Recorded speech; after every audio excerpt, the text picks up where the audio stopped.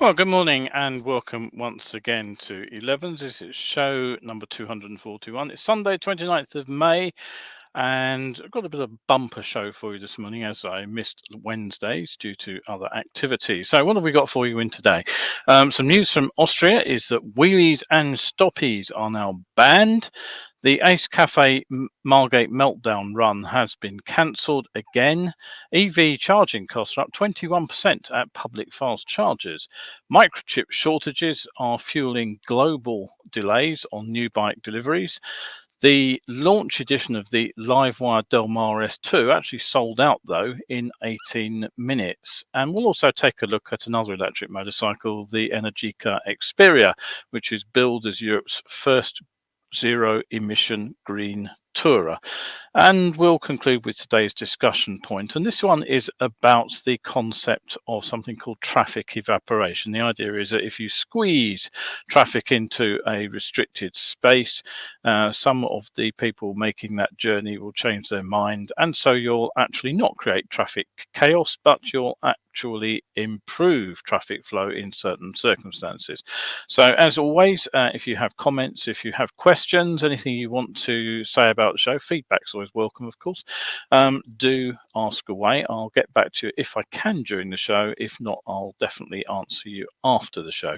So settle yourselves down for the next 45 minutes or so as I carry on through the show. First of all, a couple of people say good morning to. Clive and Paul are both with us today. Nice to see you once again, the two of you. So, right, okay. So what have we got for you today? On with the show then. Let's get rid of the banner. There we go, that's gone there. So, right, okay. Now, first thing to report before I get on with the actual news is just to talk about the trip to Cornwall I made on, well, I actually left Sunday night for Oxford. The show itself was actually for Cornwall IAM and Cornwall Mag, and it was a presentation of Science of Being Seen. So there's a photo of some of the audience. It was a great turnout. I didn't do a precise head count, but the hall holds 100 people apparently. I estimate at least 80 plus of the seats were filled. It was great to see a couple of my former trainees in the audience as well. Now, the Science of Being Seen does look at the Smidsey collision. It looks at the human visual perception issues and motorcycle conspicuity problems that cause that crash to happen. And I look at why conventional high-vis clothing and day riding lights have actually proven rather less successful than hoped for at preventing these crashes. Since it's a rather long way to Cornwall from northwest London, we did take it a little bit easy. We drove actually, as we had quite a lot to carry with us. So we got as far as Oxford on Sunday evening, having a meal with some friends over there, then a second overnight stop in North Devon. The leisurely pace did allow for a cross-country route and a bit of exploring on what turned out to be a lovely day on Monday, actually, after the early morning showers had passed over. But the one thing I will report, the back lanes we took, many of them had actually almost reverted to nature. On one road, I actually stopped to check the map to make sure it really was a road and I hadn't taken a wrong turning somewhere, because the surface was so broken up and rutted and potholed. I actually thought we were on a farm access track rather than a public highway. So if you do fancy some real adventure bike riding, just head to northwest Devon. You certainly won't be disappointed at that experience, I can tell you. But don't bother trying those lanes on your GSXR. It's not going to happen. So I'm back in Devon for another talk in a fortnight's time. This one will be the Crash Course in How Not To presentation. I'm looking forward to that very much indeed. That will be in the Exeter area. The event is actually listed on my Facebook page, so if you want to have a look at that and find out where it is, that is the place to go.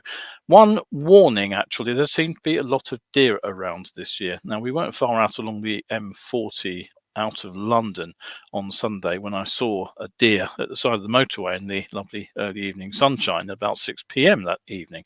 And I saw another yesterday not far from the M25, so be aware of that.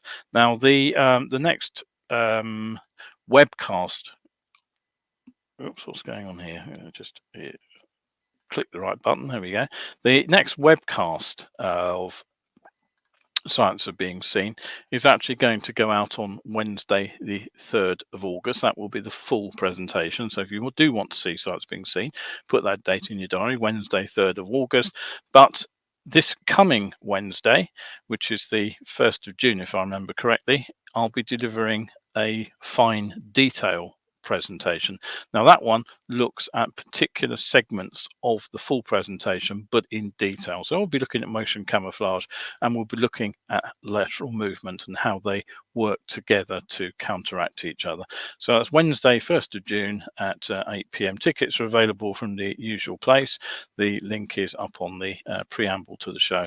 It's a £5 to join, and all that money, of course, goes into keeping me researching the science of being seen. And one more person's looked in this morning and said hello, and that is Nigel. Good to see you, Nigel. Right, okay, so on with the news. Now, if you're planning to head to Austria for a holiday this year, and it is a lovely destination, having been there several times myself on 2 wheels, be aware that the authorities do seem to have motorcycles in their sights. Not your law-abiding motorcyclist, but the motorcyclists who do things just a little bit beyond the rules. Now, I've previously reported on how some strict noise limits for bikes have appeared in some regions, imposing a ban on any vehicle actually registering more than 95 decibels. So it's not bikes being singled out. The ban is being backed up with noise cameras, and there are significant fines attached. Nevertheless, it has annoyed Austrian riders, that's for sure. And ahead of a rider rally, which happened on Saturday, May 21st, so that one's been and gone, Regina Stiller of the Bikers Voice group said, motorcyclists need a strong united front against unequal treatment and for having our civil rights respected. We are legal tourists, not criminals. And there's more. Austria has just made changes to its Motor Vehicles Act, which the BMF, the British Motorcyclist Federation, actually thought were significant enough to post a warning about. And this is the change. If you're riding a motorcycle, all its wheels must be in contact with the road surface at all times. So, in other words, wheelies and stoppies are now banned. Get caught doing either, and it could result in a fine that starts at a wallet unfriendly €300. That's the starting point, mind.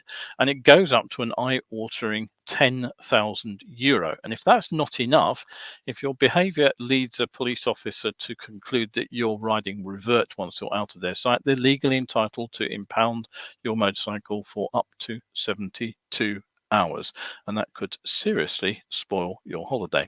Now, to be fair, cars are also being targeted, as burnouts, donuts, drifting and handbrake turns will also attract police attention.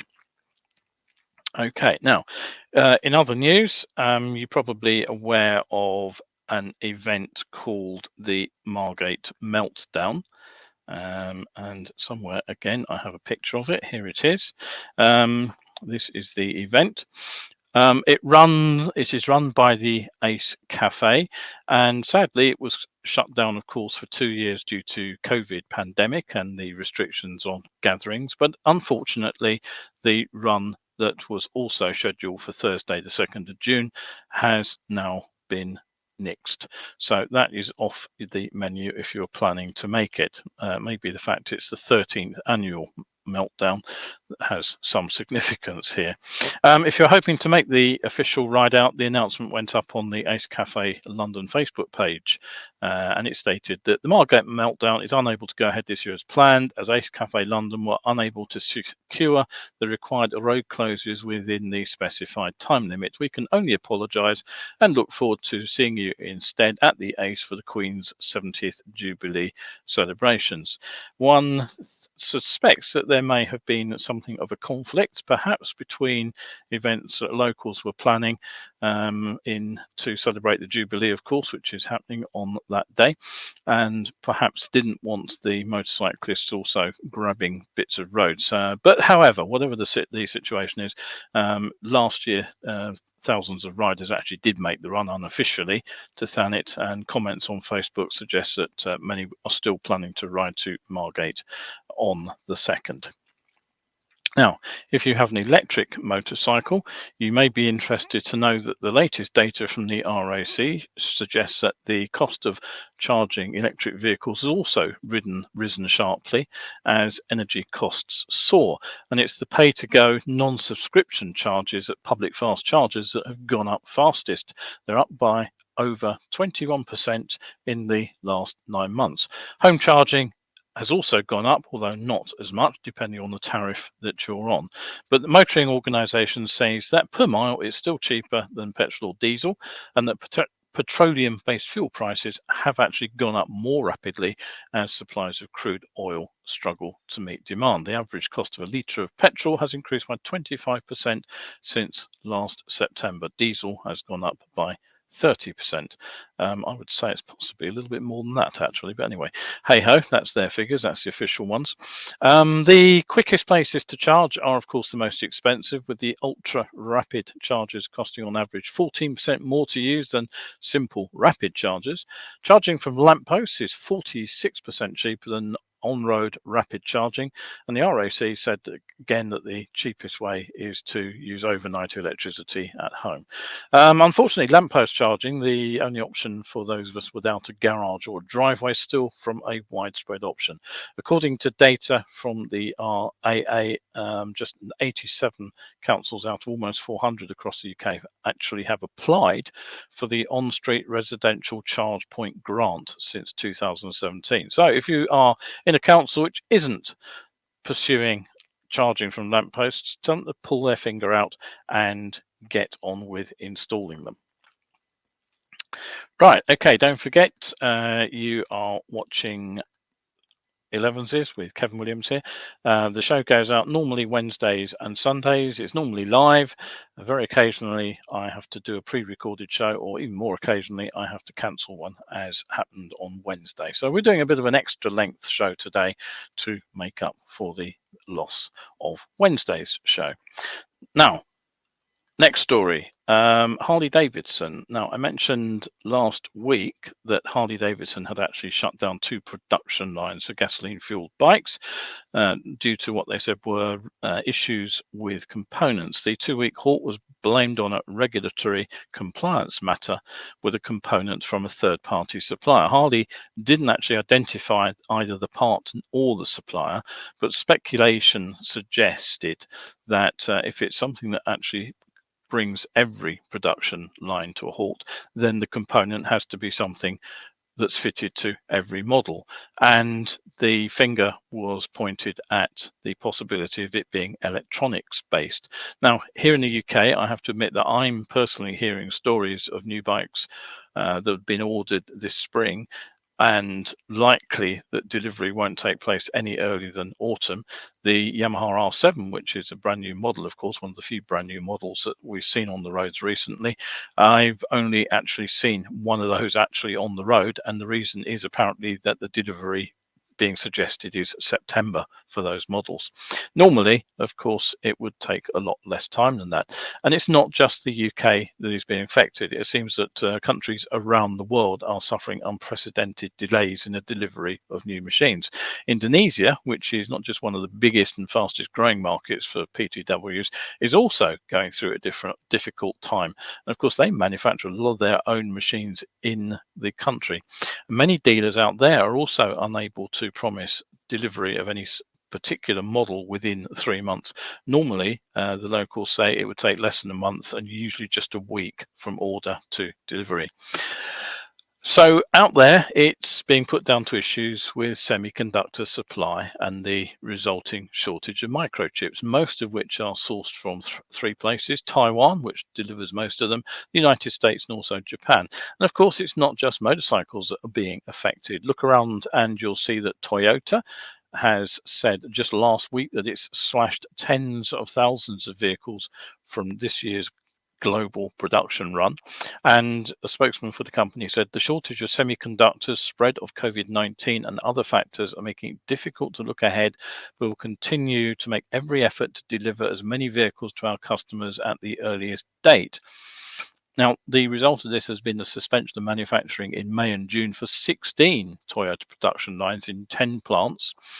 28 lines have been affected across 14 different plants, according to the company. Volvo cited chip shortages for a 21% drop in sales of its vehicle in March, and across North America, car manufacturing factories are said to have removed 88,000 vehicles from their production schedules. Volkswagen, which is Europe's largest automaker, said it made 800,000 fewer cars in Q3 of 2021, about 35% less than they made in the same quarter in 2020, of course, when we were still coming out of the first stages, the first elements of lockdown. And they also blame semiconductor supply problems. So it's a global issue, and it's not just affecting the world of cars and bikes, of course, but other electronic products. Now, it seems that the COVID-19 pandemic led to a drop in the demand for automotive and motorcycle industries generally, which is hardly surprising. And that led to the manufacturers of the PTWs scaling back production. This, of course, had a knock-on effect for the demand on components, which naturally included semiconductors. Now, at the same time, people were spending a lot more time at home during the pandemic, so the result was an increase in demand for consumer electronic products. And it seems that, predictably, the chip manufacturers switched their production lines to making the kind of chips that were wanted for things that were being bought. So when the pandemic-related restrictions were lifted and the demand for bikes and cars began to increase rapidly once again, chip manufacturers were unable to supply the microchips rapidly enough. And of course, the just-in-time supply line chains that are now popular with all manufacturers mean that there is no resilience in those supply chains to cope with a slowdown of supply from the supplier. So, the Semiconductor Industry Association reported that lockdowns produced shutdowns of semiconductor production in some countries, and right now they say that China is pursuing, of course, a zero COVID policy, and some of their factories are shut. So take a global semiconductor shortage, throw in a prolonged supply chain problems such as the continuing shortage of shipping containers, add in the fact that semiconductor capacity takes time to ramp up, and you have this perfect storm which has impacted supply, production, and inventories. And that's why there is a situation which is leading to longer delivery times for bikes. And of course, that has resulted in, guess what, higher prices for consumers. How long is this problem going to last? When should you put in an order for a motorcycle? Well, the most optimistic experts suggest that new capacity is already coming on stream and the problem should go away sometime this year. But the most pessimistic believe that the problem will actually extend deep into 2023. So you may want to think about putting your new bike order on hold for a while yet. Right. Okay, so if the petrol engine market is looking ropey, what about electric motorcycles? Well, those bikers saying that electric motorcycles will never catch on maybe need to look at what happened when the Milwaukee-based Harley-Davidson company launched their new Livewire Del Mar S2. Let me show you a photo of that if I can. We'll get that one up. That's not it. Where's it gone? That's the one. I've got them slightly out of order. So that is the bike in question. The initial batch of 100 of these particular EVs sold out in just 18 minutes to an all US audience, and they basically reserved a bike for $100. Now, delivery is promised for the spring of 2023, which may or may not have something to do with those supply chain issues of microchips. Harley's original Livewire, of course, was met with considerable skepticism across the board, and to be frank, it is a bit on the pricey side. It's still listed, incidentally, on the UK Harley-Davidson website for a fraction under £29,000. By comparison, the special launch edition of the Del Mar S2 looks a bit of a bargain at just $17,699, which converts at current rates to around about £14,500. So still expensive, but getting towards a ballpark figure for a sort of top of the range motorcycle.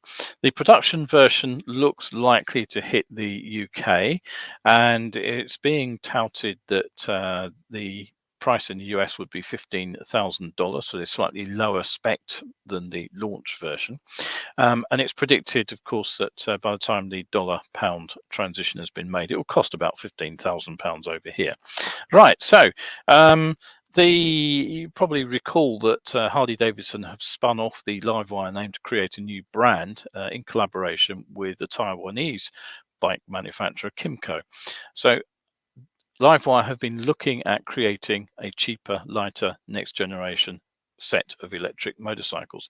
Kymco have a 4% stake in the new company, and they will use this one of the platforms, the S3 platform, to develop their own electric models. Now, the S2 and the S3 are both based on what's called the modular Arrow platform. In the Del Mar version, it's powered by an 80 horsepower electric motor, which is down from the original Livewire's 105. But the bike has also shed a significant amount of weight. It's said to hit the scales at less than 200 kilograms, which makes it at least 55 kilograms, around 115 pounds lighter. Now, some of that saving undoubtedly comes from a battery that offers around 100 miles of city range. What that is out on the open road is open to question, but I would guess probably 50 to 60 miles. So that makes the bike more likely to find favour with commuters than tourers. The acceleration is also slightly down on the more powerful Livewire 1, but it's still capable of 0 to 50 in 6.5 seconds. That's 60 miles per hour, by the way. The third model in the pipeline, the S3, is expected to be even lighter and even cheaper. And I have to say, who would have thought that the flagship bikes for electric motorcycles would actually be coming from Harley-Davidson, the traditional champion of the big V-twin engine? Bit of a puzzle, that one. Couple of comments. Nigel has said, can't believe Devon roads are actually worse than our Kent roads. Trust me, they are absolutely unbelievably bad. You know, there are holes around the roads everywhere you go these days, and I've been down to Kent just recently to do some training. But honestly, the North Devon roads, I just wish I had the video camera in the car. I didn't, so I didn't get any pictures of them. But actually, that's not true. The other half's got one on the camera. I actually backed up at one point, so to get one, I'll try and get that photo off the camera and online. And Kevin's also looked in. Good morning, Kevin. Nice to see you too.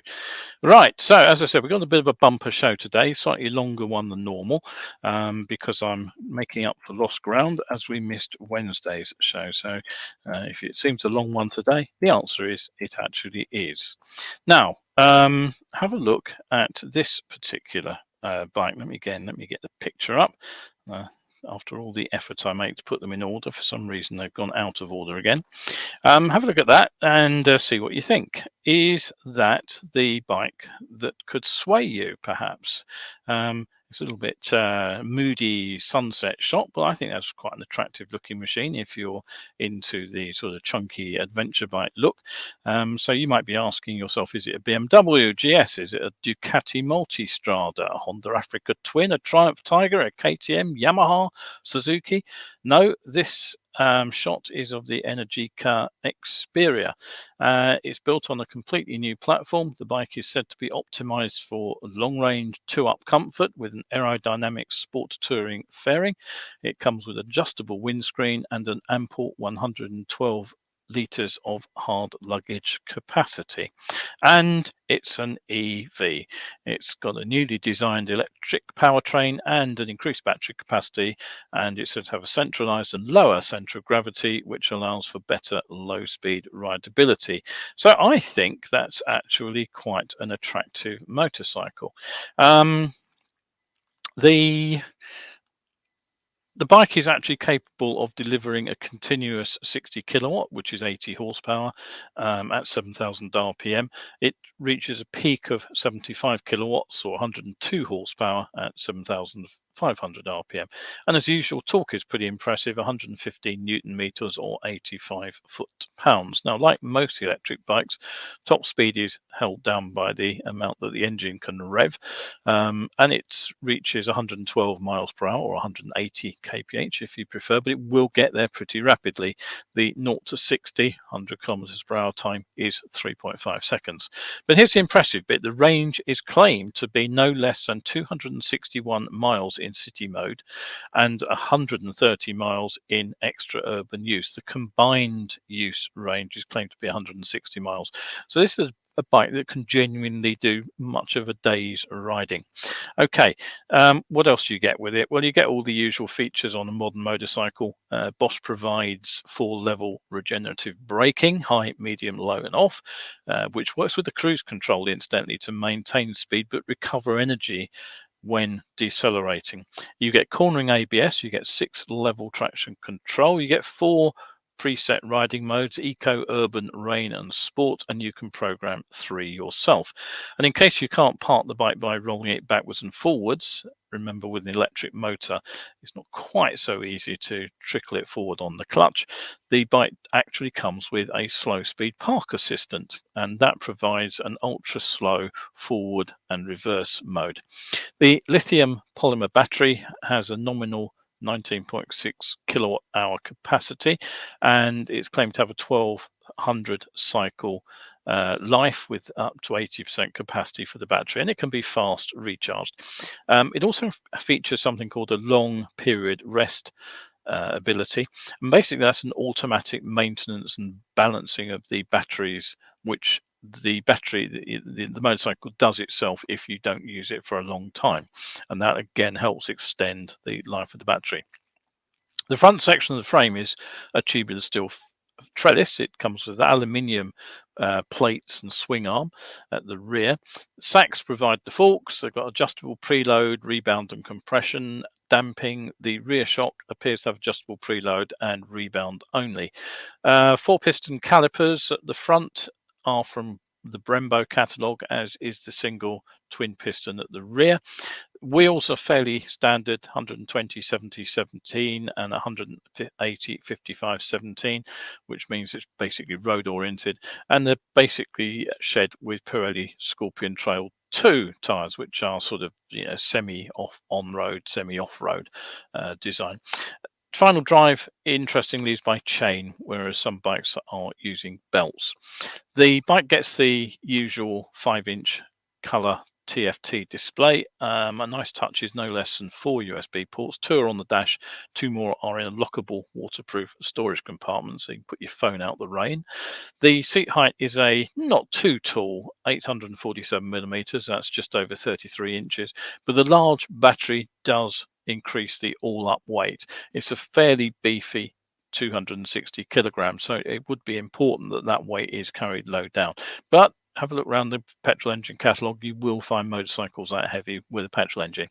Finally, warranty is 2 years on the bike, 3 years or 50,000 kilometers, which is 31,000 miles on the battery from the date of first registration. I think that's a bit stingy, actually. If they've really got confidence in their battery, I think they should make it rather longer than that. When you think about it, if you charged it every single day of the week, you would only get to, he says, doing some rapid calculations, just over 1,000 charge cycles in that 3 years. So, bikes available to pre-order only. The price hasn't been finalized yet, and you can watch the promo video here if you are that way inclined. I think it's quite a nice looking bike. And Jeanette has looked in. Nice to see you, Jeanette. Thank you for coming along today. Right, as I said, it's a slightly longer show than normal today because I'm catching up on a missing show. So we're on to the final thing I wanted to talk about, the discussion point, which is, does bike lane traffic make traffic in the other lanes worse? Now, this is all based around a Guardian video which came out on May the 19th. I'm just going to put the link up so you can watch it for yourself. Now, friend of mine who's into cycling posted this with sort of an uncritical sort of, well, there you go, there's the proof kind of response. The item was actually entitled "Why Bike Lanes Don't Make Traffic Worse," and the teaser text next to the 5-minute long video, so it's not a long video, you can watch it very easily. It said cities in the UK and around the world are installing new bike lanes to help reduce emissions, but some claim they are making traffic worse. The argument goes that bike lanes mean less space for cars and therefore more congestion. Whilst this might sound plausible, it appears to hark back to outdated traffic management theory. Josh Toussaint Strauss finds out how traffic really works and the actual impact of installing new bike lanes. Now, it's worth watching simply to see how a somewhat one-sided argument can be made to sound plausible. Now, I'll lay my cards firmly on the table here. I am an occasional cyclist, not very often these days. I don't like cycling on the road. I've never liked cycling on the roads, and certainly not on narrow, congested roads. Ever since I was pitched into a hedge by a truck that clipped my shoulder when the driver cut an overtake a bit too fine. So I'm very, very sensitive to the risks of riding in a mixed bike and car or other vehicle lane. So in theory, the idea of a dedicated cycle lane should be right up my street. But the fact is, I am also a driver and a motorcyclist, more of both of those than I am a cyclist. And there is a conflict between my use of those vehicles and new cycle lanes in London. So what's the video about? Well, the central plank of Josh Toussaint Strauss's argument is the finding that if you increase road capacity, you increase the number of vehicles using that road. Now, so basically, build a road and you'll find that people make journeys along that road. Widen the road, you'll find that more people make more journeys along that newly widened road. So that is correct, of course, up to a point. And the cutoff point is a complex cost benefit analysis. We work out if it's making a journey is actually worth it to us in terms of what we get out of that journey, and we calculate the time and the convenience or inconvenience of that journey, and we then make a balanced judgment about whether to make that journey or not. So make journeys easier, and we are probably going to make more journeys. That is pretty well known and reported in the literature of road design for many decades. Now, a good example of this, if you recall back to the days when the M25 was a gleam in people's eyes, they designed a section to go around the towns of Rickmansworth and Watford to the northwest of central London. And what happened when they actually built the motorway was something of a surprise, because what they found was that the traffic flow along that section exceeded their estimates, because the new road was actually more convenient to make journeys on. Now, Rickmansworth and Watford are sort of two sort of urban sprawl towns. They kind of merge into each other, and the road that connects them is a convoluted and congested road. Basically, if you think about how two villages would have been connected by a lane, and those villages have grown in size until they join up, and the road has been widened as much as it possibly can, it kinks and twists, it's narrow in places, and basically driving the 5 miles from town to town for routine tasks like getting to work, taking the kids to school, or going shopping could take 30 minutes or more. I happen to know that road pretty well, actually, before and after the M25 appeared, because I was actually a courier up there at the time. So what happened when the motorway opened? Well, it actually it doubled the journey length, but it actually halved the time taken to make that 5-mile journey. So it wasn't just existing drivers that were making those journeys. It turned out, of course, that the new fast-flowing extra road capacity actually encouraged drivers to make trips they would not otherwise have made. That cost-benefit analysis, or they separated individual trips from journeys that they would previously have combined. So that's well known. That's what happens when you increase capacity. You tend to increase the number of journeys made. But the argument for what's known as traffic evaporation is based on the assumption that the reverse situation also exists, that cost benefit comes into play. And if you remove the means for making a quick and easy transit, people will stop making that journey, or they will combine them to make fewer journeys. Now, unfortunately, of course, the assumption is that it hasn't in the meantime become an essential journey that people do not have any option of not making. If you think what's happened over the years in the UK, we've moved to bigger schools that are further away from homes. People can't often walk now to a sort of an academy style school with 3,000-4,000 pupils. They have to drive because it is several miles away. There are no school buses to make that journey. Hospitals have been centralized. You can no longer find a local hospital. You often have to travel significant distances to find a major hospital. You've got a serious problem. Shopping, even shopping, has been centralized into our sort of big multiple unit sort of shopping areas and hyper stores and all the rest of it. The day when you could walk around the corner and do your shop has gone effectively for many people. Many people simply have to make journeys. They do not have the option of traveling. They do not have the option of combining journeys, and they cannot easily switch to an alternative form of transport.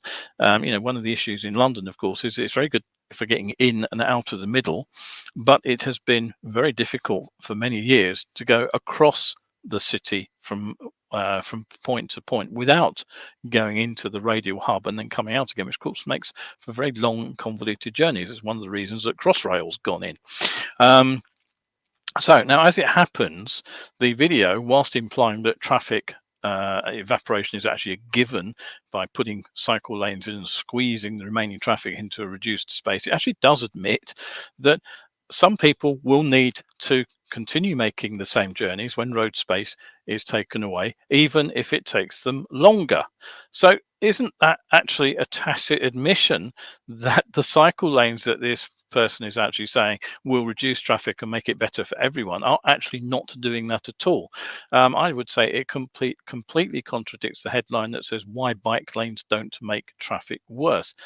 And in fact, paper entitled Disappearing Traffic, the story too far, actually says well designed and well implemented schemes to reallocate road space away from general traffic can help to improve conditions for pedestrians, cyclists and public transport users without significantly increasing congestion or other related problems. So with two phrases I'm going to take out of there and highlight: well designed and well implemented, and without significantly increasing congestion. So once again, there is that tacit admission that you put cycle lanes in, squeeze the traffic into less space, and it will increase congestion. Even if it's not significant, there is an increase in congestion. Well, take a look at what happens in Park Lane or up the Euston Road. If I can get the picture of the Euston Road up, there we go. Here we go. There we are. Now, that is a recent shot taken by a newspaper in Islington of the Euston Road, and there's the cycle lane in place. Now, even an Extinction Rebellion activist has warned that the Euston Road cycle lane is causing jams which are adding to pollution. So far from reducing pollution by increasing the number of cycles on the road, we're making things worse. Now, personally, I would argue that many of the schemes put in place during the pandemic were rushed through to take advantage of the traffic reduction that occurred, of course, as people were working from home, and the government grant. Now, I would say that they were not well thought out in terms of what would happen when things went back to normal and traffic returned to something approaching the pre-pandemic level. Now, these roads, the Euston Road and Park Lane, were already carrying significant amounts of traffic since they are the route around the congestion zone of central London. So somehow expecting lorry, taxi, bus traffic to evaporate on these routes, I think is simplistic. And expecting ordinary motorists to also suddenly switch to an alternative form of transport simply isn't looking at the bigger picture. And I don't think they were well implemented either. If you look at the photo, you'll see that the lane reserved for cyclists there was formerly a bus lane. You can see where the white line marking out the edge of the bus lane has actually been burned off. Now, buses are now being forced in with the ordinary traffic flow, so they are being delayed on that road. And how many people does a bus carry compared with the cycles that take up the same space as the bus? I would argue that however many cycles will fit the wheelbase of a bus, the bus will probably carry 10 times as many people. So the idea that cycling is actually a mass mode of transport, I think, that really doesn't hold up on roads like this. And of course, personally, I was also previously allowed to use that bus lane to get from A to B. I can't anymore. I'm now obliged to filter my way through the restricted space that's left. And I think it's completely safe to say that the effect of some of these cycle lanes and associated road closures in London has been to cause significant traffic congestion in the remaining road space. Now, even on the motorcycle, I've noticed that a particular route between northwest London and southeast London to run training courses out into Kent, it has taken significantly longer. I made the mistake of actually taking the Euston Road, which, I just like to swap up the road, so I don't do the same one every time. And I found it actually took me about 15 minutes longer on the journey. So it added approximately 20% to the total journey time. And that's entirely down to the congestion in this area. Now, so that means basically the traffic is moving more slowly on these roads than it did in 2019 before the cycle lanes were introduced. Now, presumably, I'll be completely fair, the newspaper did actually cherry pick that photo of the Euston Road to demonstrate the fact that the cycle lanes are underutilized. But my own observations do suggest that the majority of the cycle lanes that have gone in during the pandemic are empty for much of the day. The article claimed that there has been a 200% increase in people using the London cycling network since the beginning of the pandemic, but then it actually had to print a not disclaimer, but some clarification that the figure actually compared to weekends, not weekdays, to weekends of February 2021 with the same weekends in 2020. So we're not talking working week figures. We're actually talking a period when the traffic on the road would have been slightly less busy than normal because it's not a working day. But the question that still remains, of course, a 200% increase in what? What were the numbers to start with? If we don't know, a 200% increase is meaningless. A 200% increase in zero is still zero. Now, I know that some people will think this comes over as an anti-cycling rant. It isn't. I'm certainly not anti-cycling, but I'm certainly not pro the widespread push to limit the ability of ordinary people to use motorized transport for the simple reason it is often essential, not just to transport goods that can't be moved any other way, or to complete a journey to a specific destination in a reasonable time at a reasonable cost, but some people simply can't cycle, like my partner with her recent knee replacement. So arguably, actively discriminating for cycling is genuinely actively discriminating against those who need personal mobility. And I'll leave you a final point to ponder based on that original claim about traffic evaporation. What do you do when so many cyclists are using these newly widened cycle lanes that they are getting congested? Do you start restricting the width of those cycle lanes so that cycle traffic evaporates and only the people who have to make cycle journeys make them? That's a serious question, by the way. So watch the video and make up your own minds. Now, as I said, that's a slightly longer show than normal today. That is it. I do hope you have enjoyed the content, even if it has been perhaps slightly more controversial than normal. And one other date to put in your diary, if you will, and that's the ride out on Saturday, 25th of June, Beaconsfield up into Oxfordshire. That's Brill, by the way, the windmill there, the furthest point that the London Underground network ever reached. I'll show you that and I'll explain why that was actually part of the London Underground. So that is today's show. Don't forget the webcast on Wednesday. Do come along and join me on that one if you possibly can, where I'll be talking about visual perception issues, motion camouflage, and how motion itself can help overcome the problem. All right, back on Wednesday. Hopefully you have enjoyed today's show. If you do come along and support me on my coffee page. Always welcome to do that, of course, and you do get access to my big back catalogue of articles. Meanwhile, if you are riding out there today, take it easy and enjoy the sunshine. It is sunny-ish at the moment, and stay shiny side up.